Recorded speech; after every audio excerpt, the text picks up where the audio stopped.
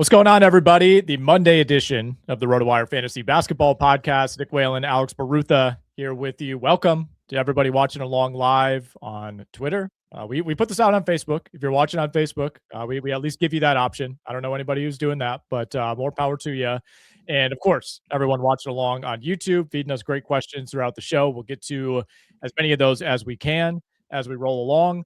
We are brought to you this week by our usual sponsors, Slint TV and Dabble. We'll knock this out right away, Alex. Are you tired of paying for live TV that you don't watch? Because with Sling, you get all the live news, sports, and entertainment you need only when you need it.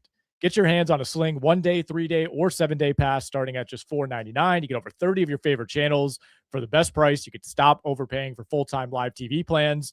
Sling has a pass for every occasion. Is there a big game you want to watch tonight?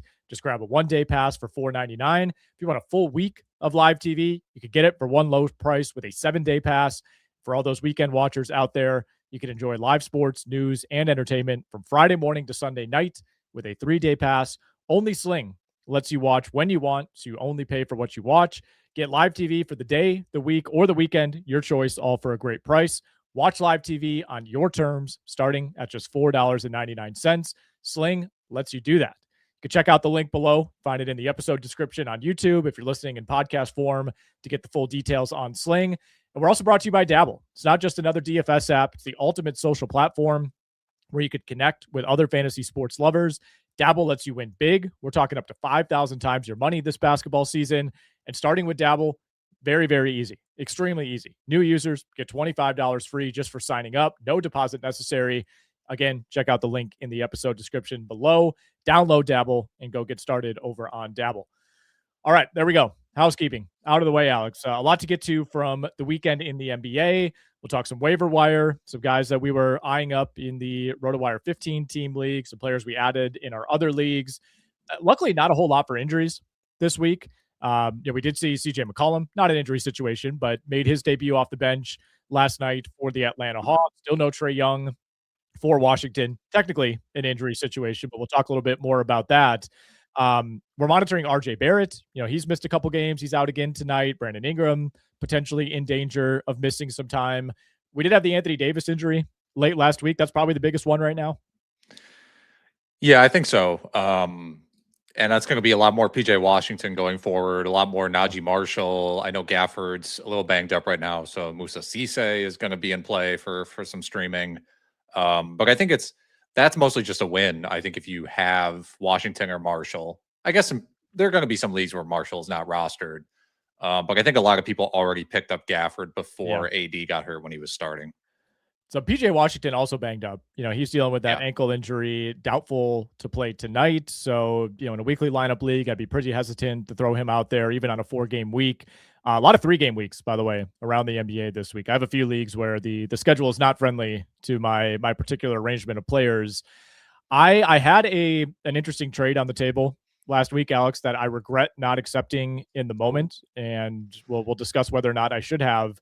Someone in our staff league offered me PJ Washington for Nickeil Alexander-Walker. And this offer came in before the Anthony Davis injury. Now, I initially declined the offer because at that time we had very little information on PJ Washington's status. His injury had just happened. I worry a little bit about just like the general direction for Dallas. How much are they going to prioritize Washington? Could he be traded? So I basically responded and said, I'm interested in this deal. I think it makes sense for both of us. I just want to get a little more clarity on Washington. And then, of course, that night, Anthony Davis goes down. So I need to reconnect with that manager in our league and see if this is still on the table. I think he's still interested in Alexander Walker, but your thoughts on that deal? I think that's a great, your category need for my category need trade. Very fair. I'm not that concerned about Alexander Walker when it comes to McCollum. I think that it'll be a slight downgrade compared to what we would be projecting him without Trae Young. I think if you take Nickeil Alexander-Walker's numbers without Trae Young, they're going to be worse now that they have McCollum. But honestly, I'd almost be more worried about Risa Shea. Not that anybody's rostering Risa Shea. But yeah, I think that's a fair deal. Yeah, and I think even in light of the Anthony Davis thing, I wouldn't be surprised if the other side of this deal, they want to back away and assume that you're going to see a boost for Washington But ultimately, it is category for category. I need rebounds. He need points and threes. I need blocks as well, which I'm not really getting from Alexander Walker. You are getting a decent amount of steals from him. He had 2 more last night. I am always watching box scores super closely for my players, as just about everybody is. I feel like he starts every single game like hot from the field. He'll be like 3 or 4 in the first quarter for 9 points, no rebounds, no assists, no steals, no blocks. We'll go like basically the entire game without doing anything but scoring. The field goal percentage will gradually drop as the game goes along, and he somehow finishes every game like 2 of 9 from 3. But then finds a way to tack on 2 steals at the end. So like there have been multiple times where I'm like, all right, I need to cut bait here. I've gotten already a great ROI on Nikhil Alexander Walker. The field goal percentage is probably what I'd most be concerned about for him going forward. That might be the most competitive category in this specific league, and it's decided on decimals, right? Where like a 4 for 13 night from a guy like Alexander Walker who takes plenty of shots, like that does matter. So that would be part of the impetus in getting rid of him. Is there, for as great as he's been, there's still a lot of nights where the efficiency is wanting. He can be pretty up and down. I will say, just like taking a look at his general efficiency from the field, or I should say from like the rim, the mid-range, the 3-point range, there's nothing really that's unsustainable in what he's doing, especially compared to the last few seasons. I think it's just now you're getting more volume out of him. So I wouldn't be like rushing to cut bait with, I don't think Alexander Walker is like a true sell high, but in your case, it probably makes sense to just try to get PJ Washington or someone similar instead. Yeah, it's tough because the Trae Young trade kind of throws that off. And I know you took some interesting heat for this on Twitter last week, implying that it might not be great for Dyson Daniels. Like, how much of that, I know people were after you. How much of that just comes down to simply CJ McCollum will be on the court reliably for the Atlanta Hawks, whereas Trae Young was not. Yeah. Well, first of all, there are I know a couple fan bases that if you tweet about somebody, they will find out. Dyson Daniels, James Harden, for sure, another guy where if you say James Harden is not playing well, people will let you know that you're wrong, even if he shoots 38% from the field. The Daniels thing is like the vast majority of basically everybody on the Hawks. Trae only played 10 games for Atlanta. So when you look at someone's season averages or their last 15 games or whatever, the vast majority of those are without Trae Young. And now you're adding CJ McCollum to the mix. And there's a lot of variance in opinion on how much McCollum's going to play. I had some people tell me he's going to play like 18 minutes a game off the bench. I'm like, I just don't think that's the case. No. In my opinion, he has a case. He's arguably their second best offensive player behind Jalen Johnson. I don't know how much exactly that's going to cut into Daniels, but he's a usage guy. So I think he'll cut into Daniels a little bit. Yeah, made his debut again last night off the bench. Hawks won at Golden State, 124-111. Played 24 minutes, 12 points, 4 assists, no rebounds, 1 steal, 14 shots in 24 minutes from McCollum. Went 0-4 from 3. So, could have been a bigger night. And I think considering he was traded less than a week ago and you're joining the team on a road trip, 24 minutes to me felt like a pretty encouraging baseline if you are optimistic on McCollum. That's more than I thought. I thought, again, they would just, given what you said, road trip, new guy, that they would just ease him in with like 15, 16, 17 minutes the first game. But Ricochet was also out and Porzingis didn't play either. So there were a lot of minutes available and obviously McCollum can fill those. Quickly, a couple other injuries to monitor heading into the week. Jaylen Brown out in Boston. He is considered doubtful to play tonight due to a back injury. Pick that up over the weekend. If he does indeed sit out tonight, would be only his 3rd absence of the season. Cam Thomas back on the shelf, at least for now, for Brooklyn. We mentioned PJ Washington and Kawhi Leonard. It kind of seems game to game right now. Hasn't missed any time, but I believe this is now 3 games in a row that they're listing him questionable with an ankle injury. Clippers get the Hornets tonight. Yeah, that is a frisky Hornets team. I don't think that's we can definitely beat them without Kawhi situation, but I would keep an eye on that one. Keep an eye on that one. Is a 3-game week currently for the Clippers. So if Kawhi's out tonight to begin the week, that becomes a situation that I might not trust in weekly lineup leagues. He's going through a cold stretch right now where he hasn't scored 30 points in a game in any of his past 5 games. So he's you missed your sell high window if you have Kawhi. He scored 20 plus in 20 straight though. At the same time, he's been amazing. 50, 37, 93 in that span. He has 10 steals over the last 3 games. I mean, It's been a hell of a ride. As you know, I've almost traded Kawhi like 7 times already this season, and he keeps giving me reasons not to trade him. Like last 10 games, 32 points per game, 51% from the field, three full steals per game. He's giving you blocks every now and then. Like the 3-point volume is way up, by the way, compared to last season. I was on VSiN, I think it was Monday. Yeah, last Monday they played the Warriors. And I compiled all these stats. And I'm like, all right, Kawhi Leonard over 2.5 threes, my favorite prop. This guy's taking he's like doubled his 3-point rate, 0 for 8 from beyond the arc, and then immediately goes out and hits 3, 4, 4 threes the next 3 games. But he's been awesome. Interesting wrinkle with the Anthony Davis news, and we're still kind of up in the air as far as what the timetable is going to be. It's such an Anthony Davis injury, like you somehow tear a ligament, like guarding someone on the baseline. But serious damage to that hand. Will he try to play through it? Will he not? We'll find out. Either way, this dramatically shifts the trade deadline, because we had heard about the Hawks specifically, not only looking to part ways with Trae Young, but trying to parlay that potentially into an Anthony Davis deal. Now I don't know what's going to happen.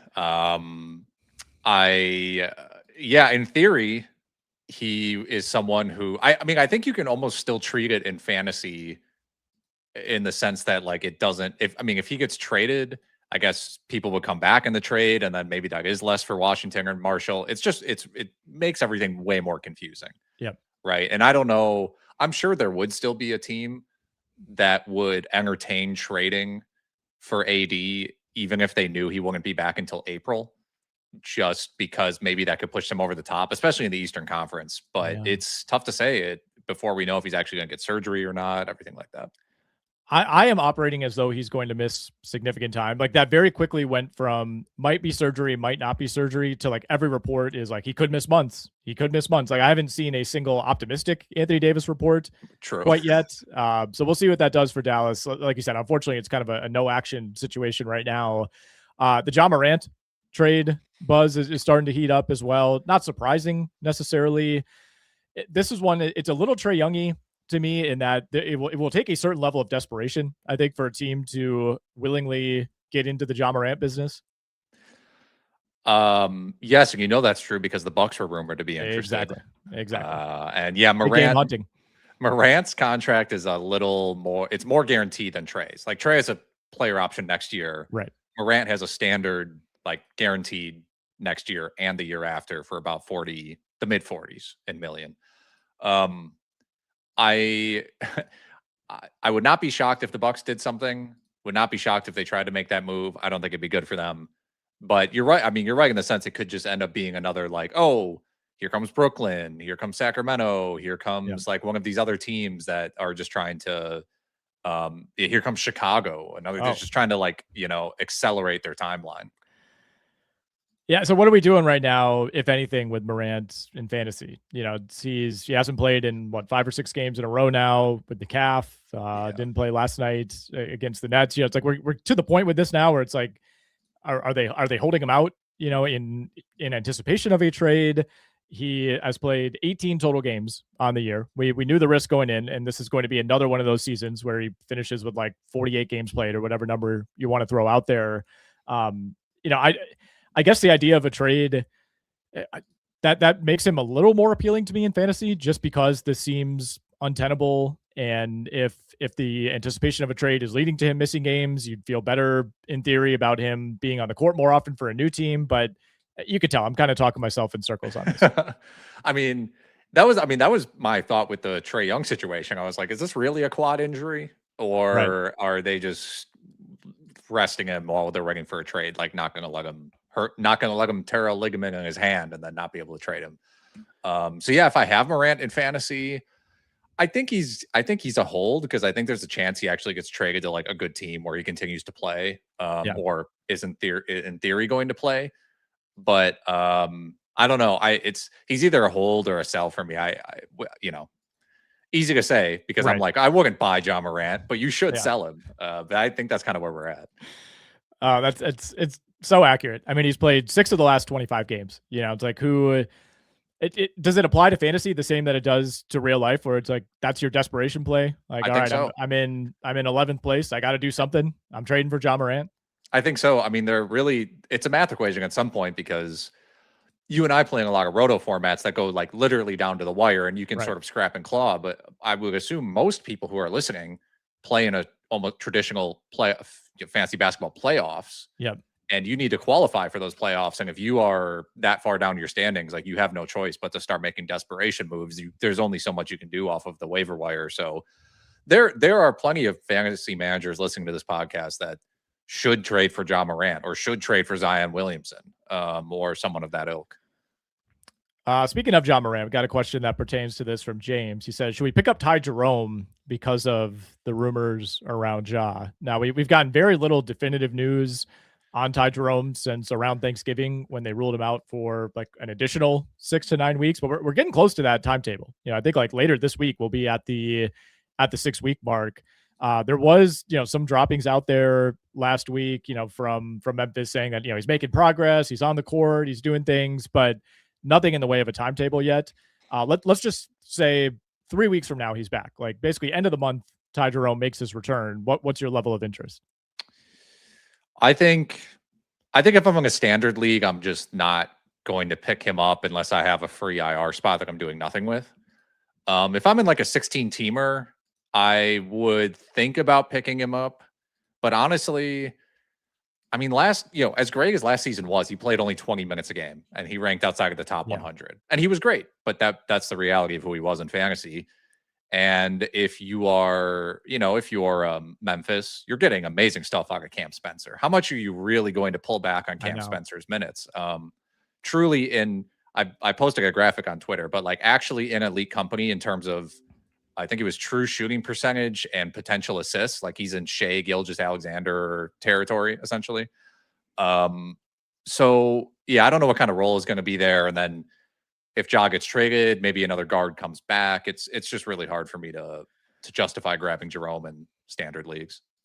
Yeah, you mentioned it with Spencer. It's like they kind of have the new Ty Jerome in place already. Yep. And if we're assuming Jerome is back on January 28th or whatever, how long is it until he's fully up to speed, like fully to the point where you're putting him in a fantasy lineup? Like it's probably not till after the All-Star break, if we're being honest. So it depends on the depth and the competitiveness of your league. Like you said, the deeper the league, the more aggressive you need to be in grabbing someone like him.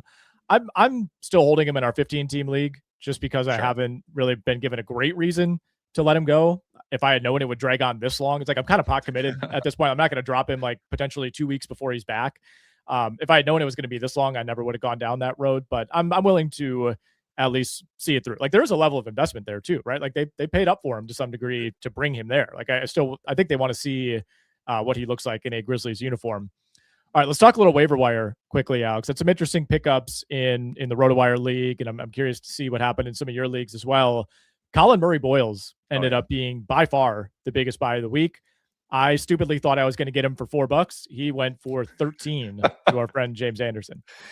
I probably should have put a bid in. I didn't because I wasn't going to start him this week. And I don't know. I think he's a fantastic pickup. I am also worried about Jakob Poeltl coming back and then neither of them being must roster players in fantasy. Like I'm worried it's just going to damage everybody when Poeltl's back. Like you can't roster Mamu or CMB or Poeltl. But he's been great, man. I mean, he is as advertised. Like he is kind of a Draymond player where it's like he's going to score 9 points a game. His I said this on the Friday podcast, but Colin Murray-Boyles' most efficient play type is miscellaneous. Oh, hell yeah. And that's such a great stat. Followed up by transition to give you an idea of what kind of scorer he is. But he can pass, he can rebound. The stocks are awesome. So I think right now he's a must roster player. He's played 17 games this year in which he's seen at least 20 minutes in those games. Comes out to about 26 minutes per game. 10 points, 7 rebounds, 2.5 assists, 1.5 steals, 1 block, 54% from the field, 37% from 3. So pretty good. I mean, in our 15-team league, absolutely should be rostered. I would 100% be starting him this week if I would have been able to pick him up. Instead, I think it's going to be Yves Missi because I have way too many guys on 2 and 3 game weeks. Other notable ads, we saw Jamal Shed go for $4. I had a $3 bid in on him. Desperately needed those assists, but props to whoever picked him up. Hey, I have Davion Mitchell. You want Davion Mitchell? Please trade for him. No, I don't want Davion Mitchell. Are you serious? Not for what it's going to cost me. No. Huff? You won't trade him for Huff? We talked about that earlier. And Huff's got a 4-game week. He's back in the starting lineup. He's going to be out there tanking my field goal percentage. But I'm going to get 1 or 2 blocks, and that's what it's all about. Caleb Love was finally picked up in that league. I was surprised to see him out there. Yeah, because he's shooting the ball really well, if I am remembering correctly, but he is not a shooter. He wasn't a shooter in college.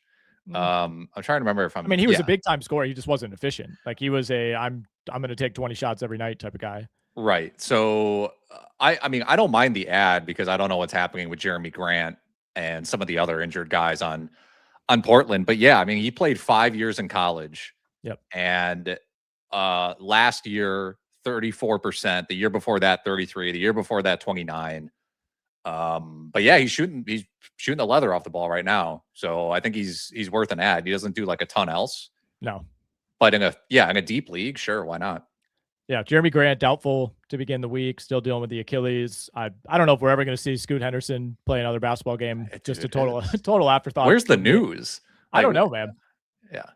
I got us a reevaluation in 2 weeks on New Year's Day was announced. And we're really approaching that and nothing. We sure are. Drew Holiday, by the way, made his return yesterday as well. Played 16 minutes off the bench, so that eventually is going to have an impact on Love. But with the other injuries, he still played 29 minutes, 21, 4 and 4.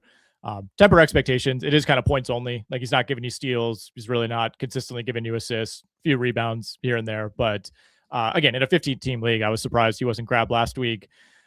Zeke Naji was picked up. Bub Carrington dropped. In that transaction, Luke Kennard was picked up. Day'Ron Sharpe was picked up. And finally, somebody took the bait. Our good friend Kevin O'Brien at RotoWire picking up Jason Tatum this week. I love it, man.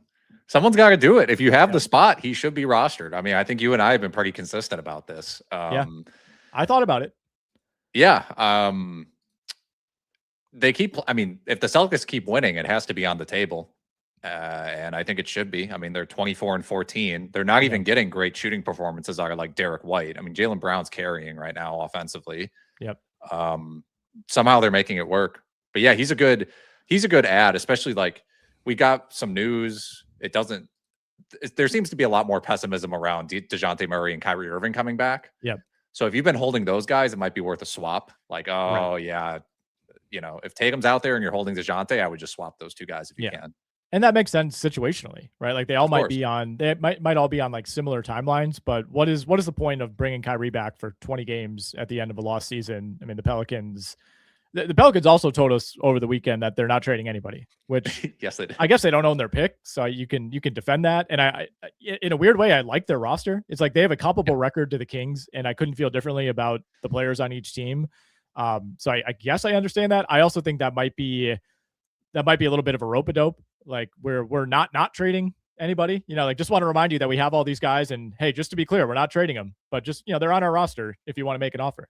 Reverse psychology. Exactly. We would never give up Herb Jones. No, we would never do that. But that's the thing. Like there's always 1 or 2 teams every year that are terrible. And I'm like, how is this possible? I like every person on this roster. The Pelicans, I think, are the most that team I've ever seen, where like I go through just about everyone, whether it's fantasy or real life, and I'm like, man, they're like 9 deep with dudes that I really like. Like if you're not even playing. If you're playing NBA 2K, you'd be like, oh man, I get to play as the Pelicans. This is awesome. Yeah, it's like Sadiq Bey, man, what a comeback for him, and it has not amounted to anything. All right, let's get to the chat here. A lot of good questions. We've delayed it long enough. Hey guys, I have Bilal Coulibaly and Keyshawn George, thinking about adding Justin Champagnie, but would be 3 Wizards on my roster. What you would do trade one? Would you trade one? Essentially, basically, I think we're being asked, like, is it bad to roster 3 Wizards at once? I don't think so. 3 is like the max of any team that I would want. Yeah, you're playing with fire if you're rostering like 4 guys from the same team. But I think it's okay to roster all of them. Yeah, I don't think you need to make a trade. Yeah, sometimes the best options are the best options. I had Champagnie last week and did not start him. I ended up starting Keldon Johnson instead and became kind of a wash. Champagnie had a couple nice block steals games at the beginning of the week. The efficiency with Johnson is what I was more so prioritizing. But yeah, I think in a deeper league, he's worth it. Hello, guys. Love from Croatia. All right, there we go. Awesome. And the username here is @lefthand of Boris Dio. Love that. Wow. Do I need to move Sarr because of a possible shutdown? This is interesting, Alex, because I was starting to look at potential trades I might want to make in our league, and Sarr is a target of mine. I had this exact same thought. I don't believe he will get shut down. I would not bank on it. I mean, I think they're going to shut down Trae Young. That's my assumption is that Trae Young will like play almost no time for the Wizards. Like he might check in for like 5 or 6 games. Like that's kind of my assumption. Okay. If they even do that. And at that point, you only have 10 wins. I know you're still kind of jockeying to be like a bottom 4, bottom 5 team, but Sarr, I don't know. I don't feel like the Ausar shutdown would happen. Maybe it will. I'm not banking on it though. I don't really see the need to shut him down, I guess. The Wizards have been playing pretty reasonable ball of late. They are firmly in the bottom 4 as of now, but it's a little dicey. Brooklyn is hot on their tail. Utah could get there. Dallas could get there. Charlotte could get there. So I guess I would be surprised if there's a full shutdown, like he doesn't play the month of April or something like that. Could they start sitting him on back-to-backs? Could they start mixing in some rest? That I could see. This could end up being a situation like the Raptors of last year where they just start soft tanking, where it's just like they play their guys for 3 quarters and then all of a sudden in the 4th quarter it's like Tristan Vucevic is in and like these random guys like Malachi Branham's running point for the last 6 minutes of this game. Yeah. That was insane, by the way, what the Raptors were doing unreal. last year, and still winning like way more games than they wanted to. They did. Good afternoon, guys. Is it time to move on from Reed Sheppard? If so, should I drop him and add Marcus Smart, who is on a 5-game week? Man, I just have such a hard time dropping Reed Sheppard. I don't know if it's some sort of like bias I have. I really like him as a fantasy player. I think it's just because like even when he has subpar games, he usually finds a way to get like 2 steals or hit 2 threes, even if he does nothing else, and he kind of ends up having a decent line. I would still prefer to hold Sheppard in probably standard leagues, but if you're in like a 10-teamer, I don't mind dropping him to stream like Smart or something. Really rough game for him last night. Seemed to be on a pretty short leash. They ended up just kind of letting go of the rope, losing that game to Sacramento. Played 15 minutes. I think that's his lowest in any game this season. Last 10 games, he's had 12 points, 1.7 rebounds, 3 assists, 1.3 steals, 1.8 threes, bad percentages. But it's tough because he'll have like a couple of those duds in a row, or like 2 out of 3 games he's giving you absolutely nothing. And then it's 20 points, 3 rebounds, 4 assists, 2 steals, 4 threes the next game. Like he's right when you're at your breaking point with Sheppard. He always has a game to pull you back. He's like a Pajemski type. Yes. Where it's like, I can't drop this guy. I know the second I drop him, he's going for 20 points. I dropped Kristaps Porzingis for Keldon Johnson being in 10th place. It felt unsustainable to roster him, and nobody would give me anything for him. Interesting perspective on Porzingis. I get this. Again, I'm going to assume you're in a playoff league where it might only be a few weeks. Like you once March comes around, you might either be in or out. I don't roster Porzingis. It's really easy for me to say like, oh yeah, you should probably just hold him because he has upside. But I don't know, man. If you need points and you need production, it is really hard to trust Porzingis. Good afternoon, guys. Thoughts on Cam Spencer? Oh, wait, never mind. We didn't answer this specific one. So thoughts on Cam Spencer rest of season with Ja circling and the impending return of Scotty Pippen Jr. We had another all caps Scotty Pippen Jr. question as well. So yeah, kind of he's another guy that we've gotten like no concrete news on. With our last official update was mid-October. At that point, it was likely out 3 months. So we are kind of right at that timeline right now. But that is another name to keep in mind, certainly, whether you're talking about Ty Jerome or a Ja trade.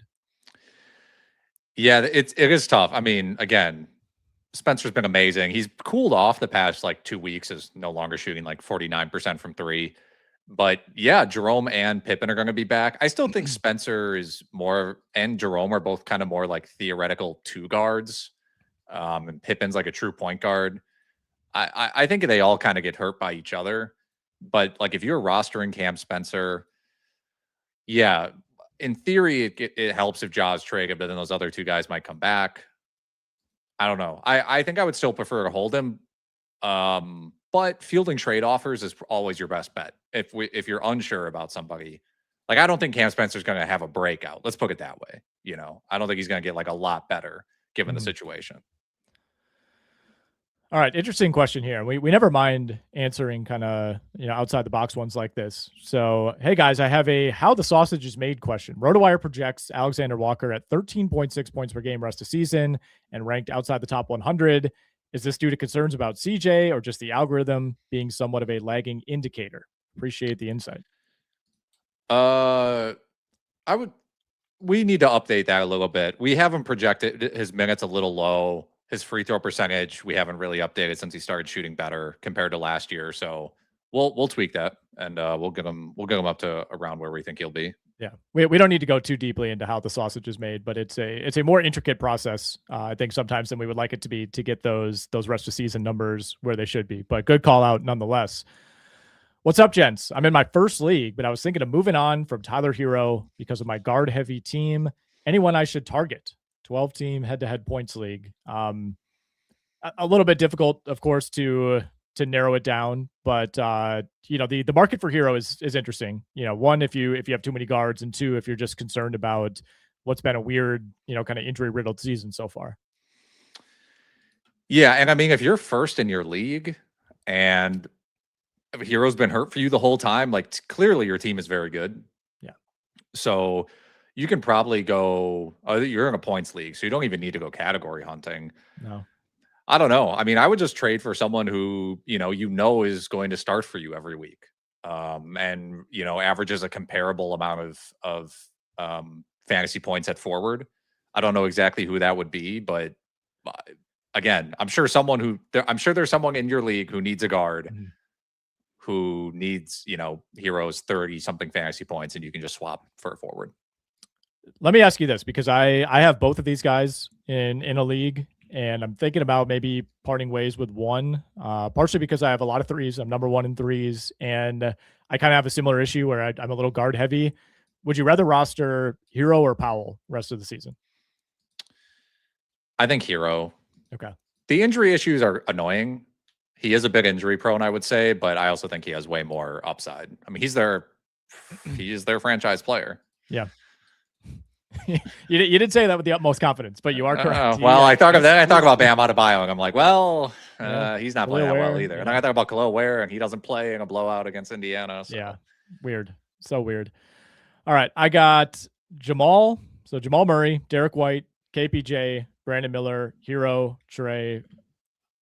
Oh, okay. This is a continuation for the previous question. All right, there we go. So I'm just like, all right, just letting us know who you got on the roster. All right, we'd like to see that. Never mind. We will move on. Someone dropped Ace Bailey. Should I pick him up and drop Mamu Kalashvili? I think that's fine. I wouldn't say you have to roster Ace Bailey. He could have a good second half though, post trade deadline, and I don't think Mamu will be playing better more at that point. So I think that's a fine, like, forward looking move.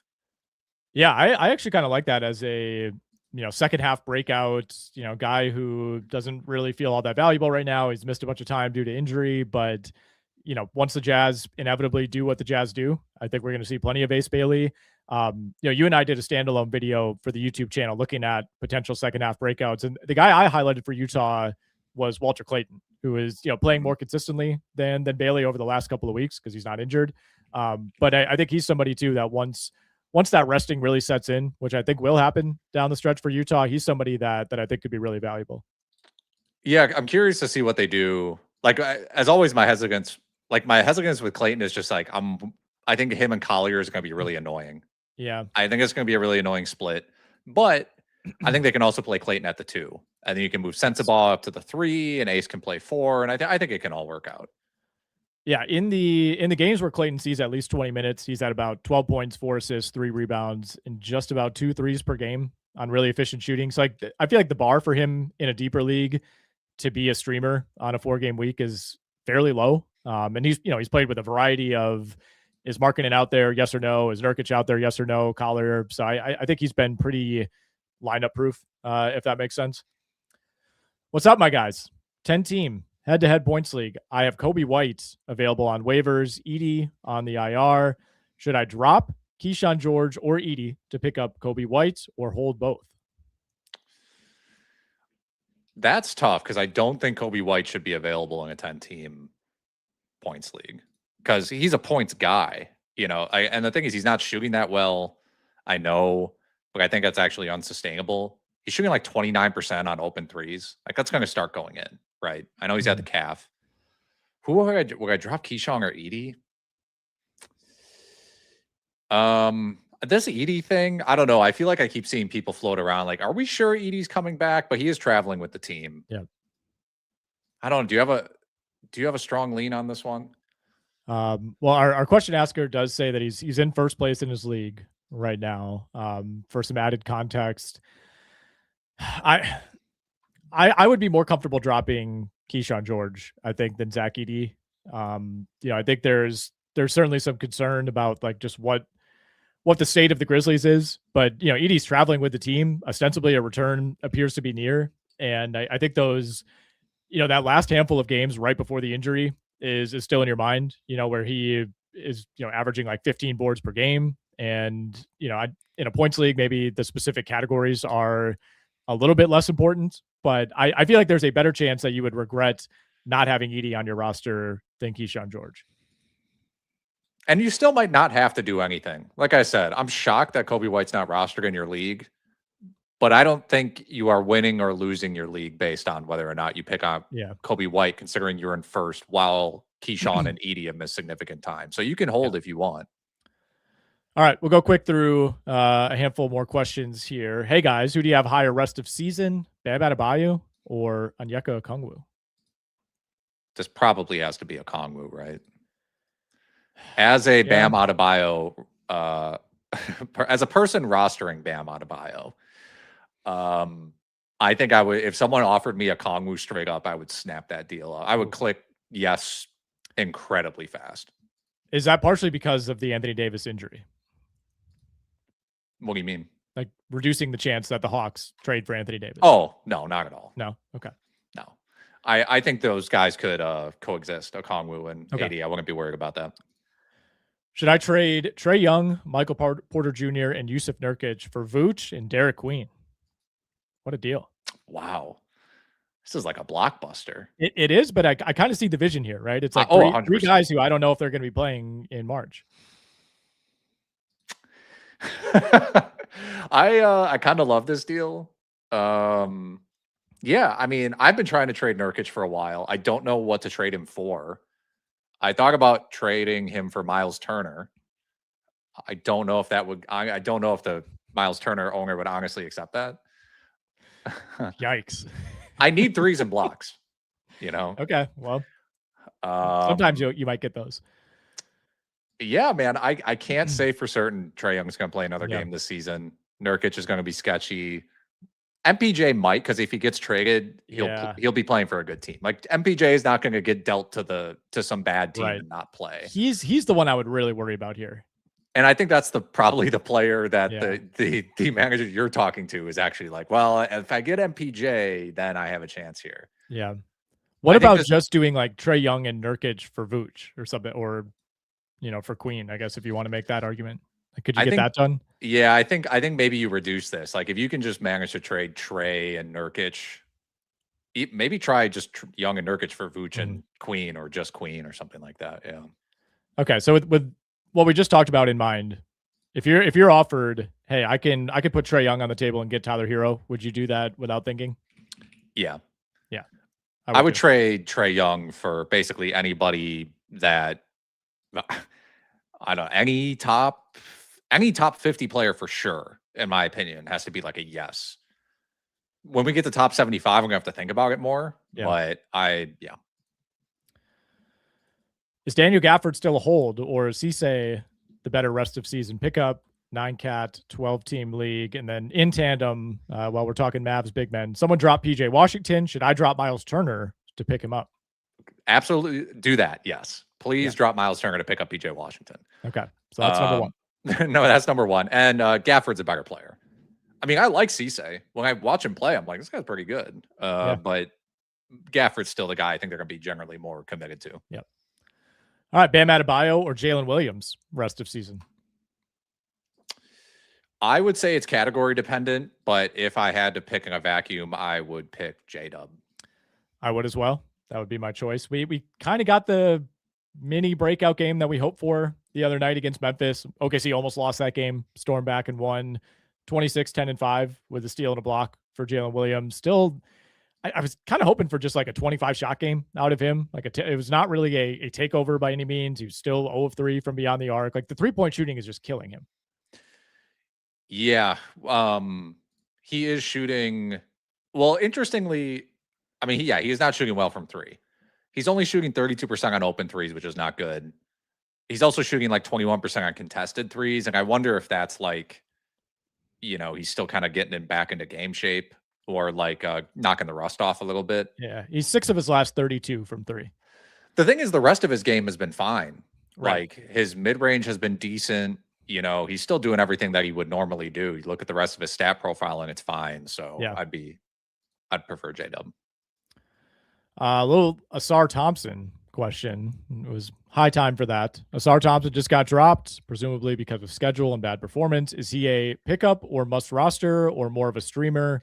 What are we looking at for his rest of season outlook? Unfortunately, I think he's probably just a streamer at this point.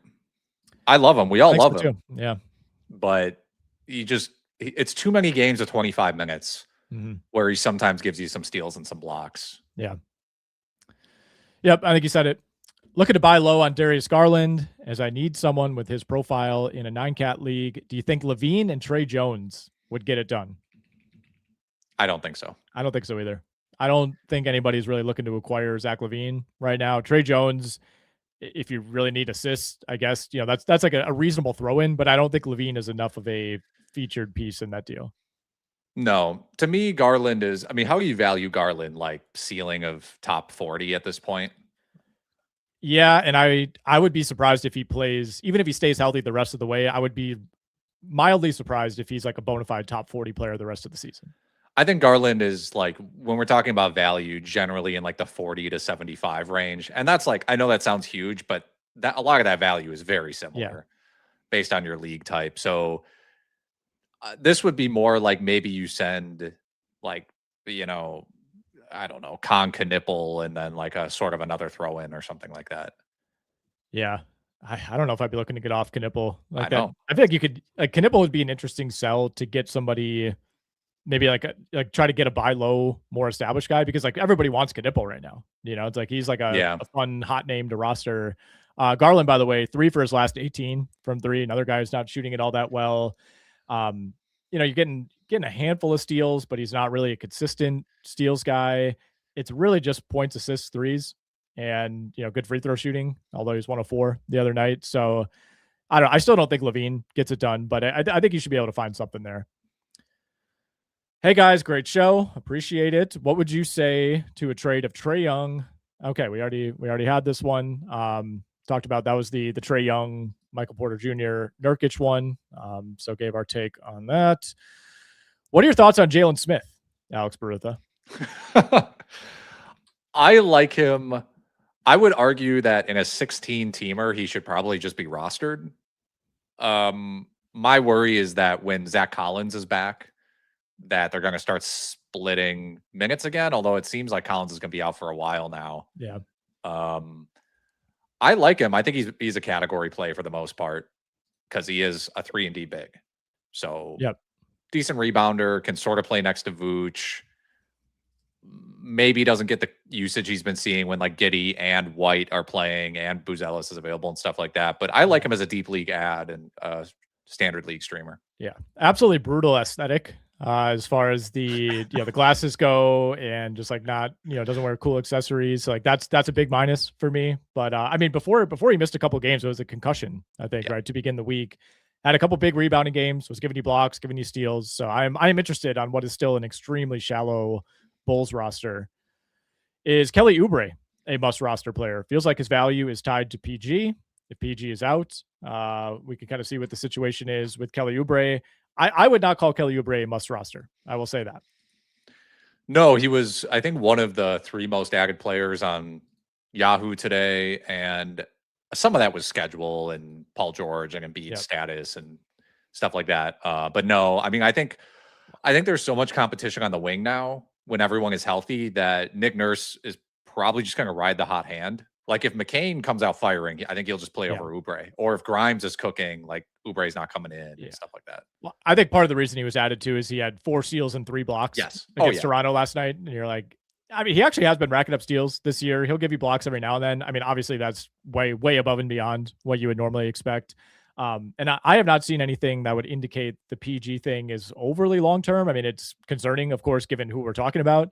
Was scratched yesterday and now is questionable for tonight. Rematch against the Raptors. So I think unless we get some news that he's going to miss multiple weeks, Oubre is a totally fine streamer, but not somebody I would say is must roster. All right. How would you rank the following back end big men? Day'Ron Sharpe, Ryan Kalkbrenner, Jalen Smith, Mitchell Robinson. I actually think I answered this literal question on Twitter, so I'd be curious as to how you you view these guys. So 9Cat. I have some interest in Day'Ron Sharpe. I know you've been a Sharpe head for a while. I have. I think it's still probably Kalkbrenner now that he's back. I thought it was encouraging that he played 23 minutes right away, had a pretty good game in his first game back. So I would go Kalkbrenner. If I need rebound specifically, the Robinson thing is so tough because he gives you the rebounds every single time. He's not taking enough free throws that it like totally tanks your free throw percentage category. He is, believe it or not, top 50 over the past month. Right. Yeah. I think it's Kalkbrenner, Robinson, Smith, Sharpe for me. When I answered this, I came at it from the perspective of I don't think Kalkbrenner, like, I don't think any of these guys are players you're definitely going to start every week. No. So I was like, I would just rather take the upside. And I felt like Sharpe and Jalen Smith have the most upside out of anybody on this list. So that was kind of my answer, which was just I'd rather roster those 2 guys because I don't think I'd be starting the other guys guaranteed every week. But I think that's depends fair. what you need. All right, we won't go through the whole question here, but essentially what we're being asked is, would you trade Colin Gillespie for Isaiah Hartenstein? Yeah. I think I would too. I think I would, especially with Jalen Green, at some point coming back. Yeah, imminently returning to the Suns. The rub, of course, is Hartenstein hasn't played in a couple of weeks. They did list him doubtful yesterday, so at least there's the implication that a return would be coming soon. OKC's been so careful with like any player who's remotely banged up this year, where we're not seeing guys play through minor maladies. But yeah, that's still a trade I would make. 12-team 9-cat league. Is it better to hold on to Toumani Camara rest of season or try to stream his spot?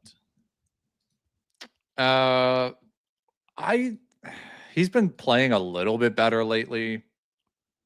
I don't think he's a most roster player. Okay. I would like to. I think we all like Toumani Camara more than he actually produces. So you can stream it if you need to. Yeah, a perfect like Blazers late night cool role player. But I think a streamable spot nonetheless. Guys, I'm trying to buy low on players like Garland and J-Dub. What kind of players would you offer? What's the best way to approach these kind of trade offers? I have Bam, who I'd like to offload, and other guys ranked around pick 100. I mean, would you do a Bam for Garland? Would you dangle Bam for J-Dub? Yeah, I think so. Yeah, I think it's fair. I think there'd be interest on both sides. Yeah, I mean, in the league that we're in, that I have Bam, I don't need assists, but if someone offered me Garland for Bam, I would take it. Okay. Yeah. Okay, there we have it. Is Ajay Mitchell a drop in 12-team points leagues? Seems like he's only valuable in cat leagues. I mean, when he pops off scoring-wise, he can be valuable in points leagues. He's averaging 28 fantasy points per game, which in 12-team points, I think is still in like high-end streamer territory. Yeah. You can drop him. Yeah. I traded Dylan Brooks for Daniel Gafford. Did I overpay? Not if you need blocks and rebounds. I don't think. And the thing is, like, again, with the Suns, Jalen Green is going to come back, and I don't know if Dylan Brooks is then going to be taking like 20 shots a game. Right.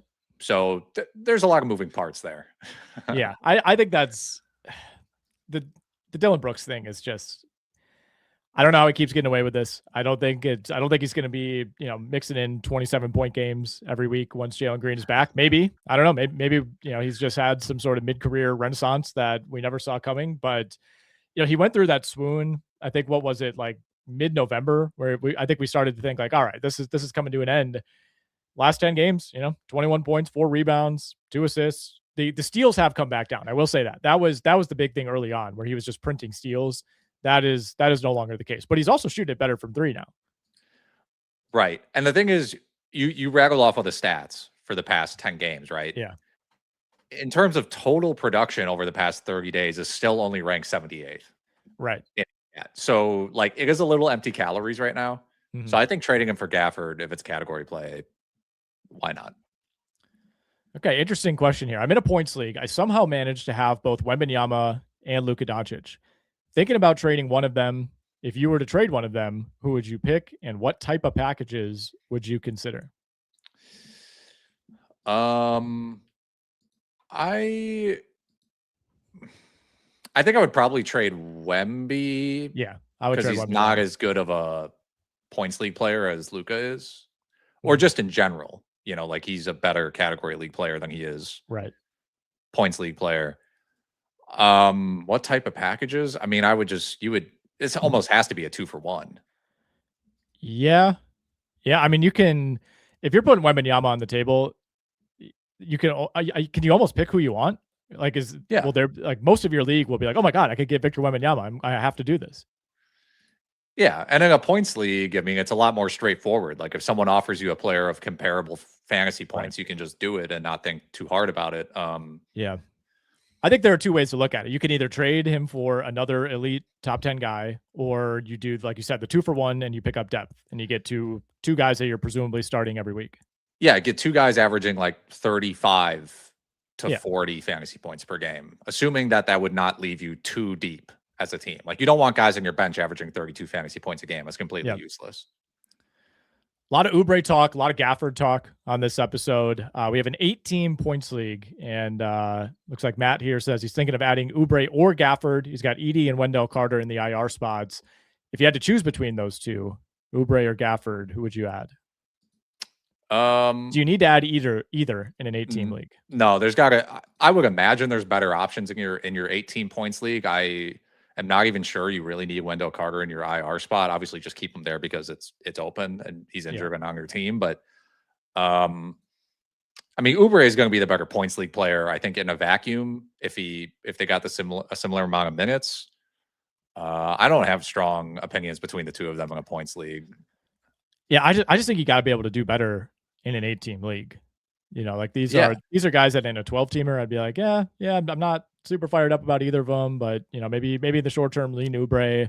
I would see what else is out there. It could be a deep league. I guess we're operating under the assumption he's rostering like 14 guys. It could be like 19 deep or something. But in a points league, I don't think that makes much of a difference. Okay, well, there we go. We have a follow up. So trust me, there are not better options out there. Okay, so we're talking like PJ Washington, Paul Reed, Sheppard. Okay, all right, yeah. Well, where does PJ Washington fit into that? I think I would rather have PJ than the rest of those guys. Yeah, so I would say pick up PJ Washington. Okay. In my mind, I'm just assuming it's like a normal roster, but if I also had 7 other people in a fantasy basketball league, I'd be like, can we go 20 deep with our rosters, please? Okay. Well, I appreciate the follow up. The more information, the better when it comes to these league specific questions. Should I trade Cooper Flagg for Jalen Williams? Wow. Man, oh man. I think theoretically, yes, but I don't know if I could actually pull the trigger on that. I don't know if I would. Yeah. I don't know. Cooper Flagg is just really good at basketball. He's really good. And he's not even shooting it well from 3 for the last month plus. Like, I just pulled his last 20 games, 22, 6.5 rebounds, 5 assists. Like, Jalen Williams is not really besting him in any of those categories. 1.1 steals, 0.9 blocks, 50% from the field, 83% at the line. The only hang up is the lack of volume 3s. But again, Jalen Williams is not giving you that either. He's been even worse from 3. Flagg is also kind of playing point guard again because Christie's been shooting really well, and they were starting Flagg when everyone was healthy at point guard again. Now AD is hurt for months. So more rebounds are available, more shots are available. this team may sit other veterans down the stretch because if they want to get into tanking territory. So I think they'd keep playing flag in that situation. That's the one concern is, do we know for sure they would keep playing flag? I think so. Right. I mean, it's like, I guess if they're, dead set on trying to make sure they're like the 5th worst team, I get, if your league goes through game 82, I think there could be some shenanigans there. But again, I think like you're implying, I'd be surprised if there was a real Cooper flag shutdown at any point. Like that's kind of what the team is at this point. All right, we'll hit a couple more and then we got to get out of here. Another Bam potential trade. Would you trade him for Sabonis right now? No. Is that there were some rumors of, a potential 3-team deal where Sabonis gets shipped out? Like, are you just operating as though anything you get from Sabonis the rest of the year is like a bonus? I'm just really worried about like what is going to happen to him. If they can't find a deal for him, I just think he's going to not play. Yeah, just in life. Yeah. Yeah. And again, he essentially has the same contract as Ja Morant, which is he's guaranteed $45 million next year and the year after. Maybe there's a team out there that trades for him to be their starting center. I don't know what team that is. Right. Like, I don't think he's like younger Vucevic, where it's like, all right, I recognize the numbers, but who's signing up to be like, all right, not only are we trading for you, but you kind of have to make him a huge focal point, which just hasn't worked in Sacramento. Like, is Toronto gonna send them Pirtle and they take Sabonis? Is Orlando gonna dip into that pool? I don't think they should, because to me, Paolo and Sabonis is probably one of the worst 2 players you could put together in a front court that are good on the surface.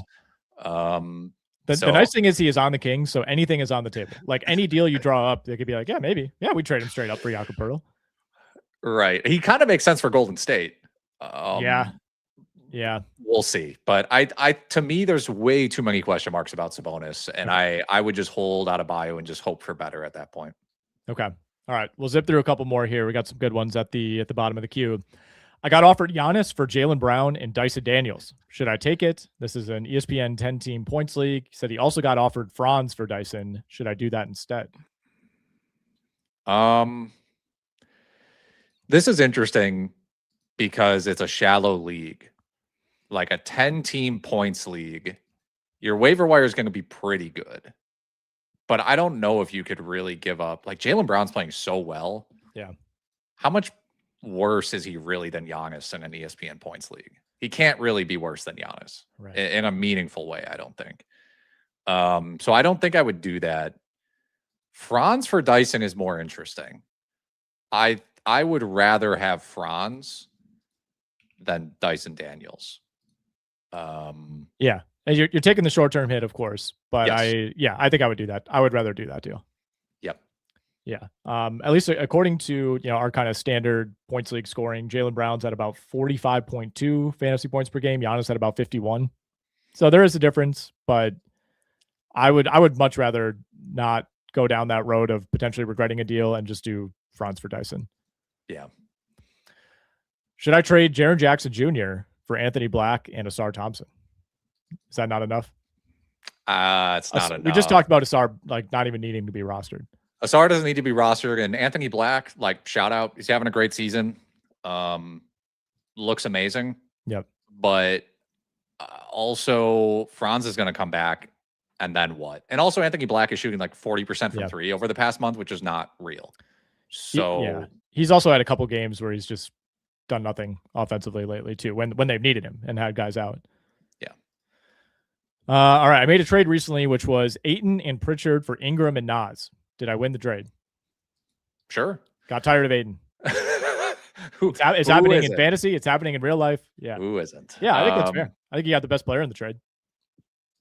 Totally. I mean, Ingram and Nas, those are startable guys every week. Ayton is, it's just not very good.